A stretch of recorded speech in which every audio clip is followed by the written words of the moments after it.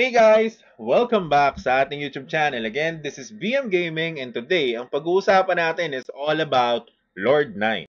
Anyway guys, if you are new to the channel, don't forget to hit the subscribe button and the notification bell para lagi kayong updated pag meron tayong panibagong upload regarding kay Lord 9. Let's go!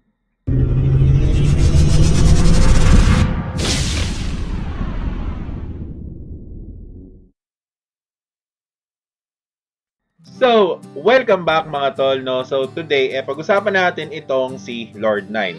Now, as you all know guys, gumawa na tayo ng content regarding kay Lord 9 for the free registration.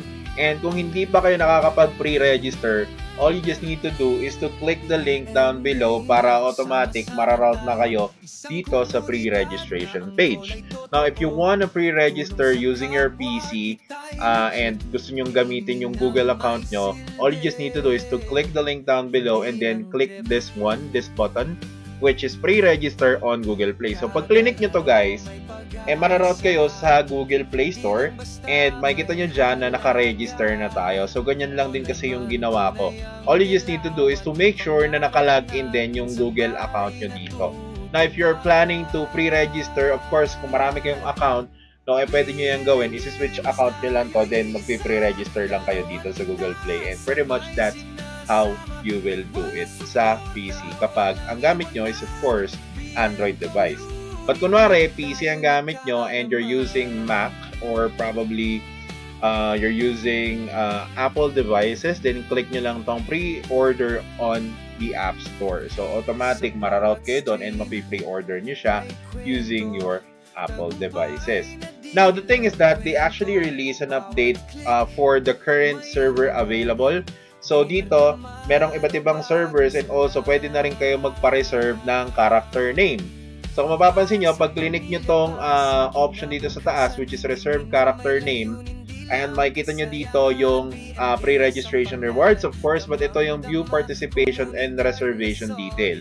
So, dito, dapat guys, meron kayong Stove account if you're going to play on PC. So, yung pag-download ng Stove account, napakadali lang naman gawin yun guys. And once na nakapag-download kayo ng Stove account, all you just need to do is to log in, just like this one. And make sure na na-download nyo na si Lord 9. So, nandito na si Lord 9 sa ating Stove Game Launcher. Alright? So, kung hindi nyo pa nahanap yan, punta lang kayo sa library. Alright? But anyway, all you just need to do is actually to search, okay, si Lord 9.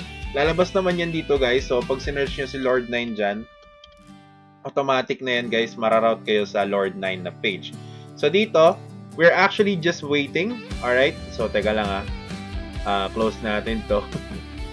Ayan. So, ito na si Lord 9 guys. Nasa main page na siya guys. So, click nyo lang din yan. And then, sa pag-create ng Stove account, you can actually use Google account or pwede ring Facebook or pwede kayong mag-register using your email. So, kapag may account na kayo, ganito na yung itsura niya.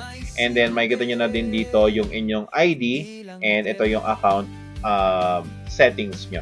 Okay? Now, i-click nyo lang tong view participation or reservation details. So, pwede kayong pumili ng server kahit saan nyo gusto. Southeast Asia server tayo, of course, kasi hindi naman available sa atin si Japan. Alright, I'm not really sure kung paano yung ginagawa ng iba, pero siguro nag-VPN sila para ma-access yung Japan server. But tayo, we can either go sa Horatio 10, pero full na kasi siya guys. So, ibig sabihin, hindi na pwedeng mag-pre-register dyan. So, siguro dito na lang tayo sa Yvonne 10. Alright? But, basically, kung hindi na available yung server na to, pwede naman kayong pumili ng iba. And you can pre-register a lot of accounts right now. So, ganyan lang yung gagawin, guys. So, pre-register kayo dito sa server na to and select server nyo siya. Then, dito sa Yvonne 10, lagay nyo lang yung IGN nyo. So, kunwari, lalagay natin dito, BM Gaming. And so, check availability. So, available naman siya. So, reserve na natin yung character name natin. And it's already completed. So, ganun lang naman mag-reserve ng character name dito and also ng slot doon sa server na yon. Now, bakit nila to ginawa? Of course, guys, kapag may mga bagong release na games, automatic yan, guys, nagpo-full yung mga servers. Okay, so ito yung ginawa nilang way para ma-reserve na yung mga taong willing talagang maglaro sa game na to. And kumbaga kung di man nila ma-download during the day, at least naka-reserve na yung character nila and they will be able to get into the server itself. Kasi malay mo, may kasama pala doon na guild or whatsoever. So, we have to make sure na, of course, magkakasama din tayong mga Pinoy. No, nandito ako sa Ibon 10, so I'm not really sure. I think Horacio yung iba, pero sa akin guys, lalaruin ko lang naman to as free-to-play, and since meron siyang AFK grind, automatic na yan guys, no, nalalaruin talaga natin.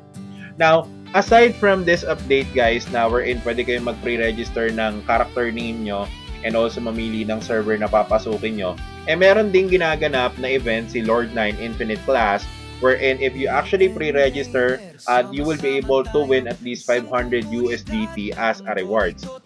Take note guys, this is for free. You're not going to spend anything. You just have to participate and gather points dito. So 7 days left na lang to guys. All you just need to do is to pre-register to Lord9, visit the website, subscribe sa kanilang YouTube channel, and also panoorin nyo yung trailer nila sa YouTube and Facebook, follow, like, and share. So mga basic social media tasks, okay, na kailangan nyong gawin. And then after that, just follow the rules here. Nandito naman yung rules guys. So makikita nyo, 500 USDT yung prize pool, and there is 8 winners of like 100. So parang 500 or 5 USDT each lang. Pero that's okay. It's gonna be a free money, and gagawin nyo lang naman yung basic necessary task na sinasabi ni Lord9 dito. So gawin nyo na to guys, madali lang siyang gawin. Nalagay ko naman yung link dyan sa description para hindi na kayo mahirapan maganap. But I'm pretty much excited kasi yung gameplay nga na ino-offer nito, it allows RMT people to trade in-game and makaiwas sa scam.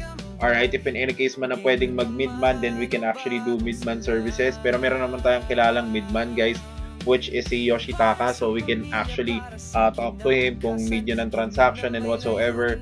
So in terms of transacting, madali na yan guys. Basta ang mahalaga dito is ma-explore natin yung game, and abangan nyo guys, i-stream natin tong game na to para at least magkaroon kayo ng idea on how does it work and how will you play the game. Again, maraming salamat guys sa lagi nakasubaybay sa channel natin. Mag-update mo tayo guys ng mga ibang details about Lord9 once it's released. Yung ginawa natin sa Night Cruise before, gagawin natin yan dito sa Lord9 and also sa mga other games na ginagrind natin. Alam ko nag-aabang din kayo ng update sa Etherspire and also sa Maple Story. So abang-abang lang kayo guys, malapit na nating i-release yung sa Etherspire and also sa Maple Story. So yun lang guys, maraming salamat ulit sa panonood, and alam nyo na, kita-kits guys sa pag-up ng Lord9, and peace out.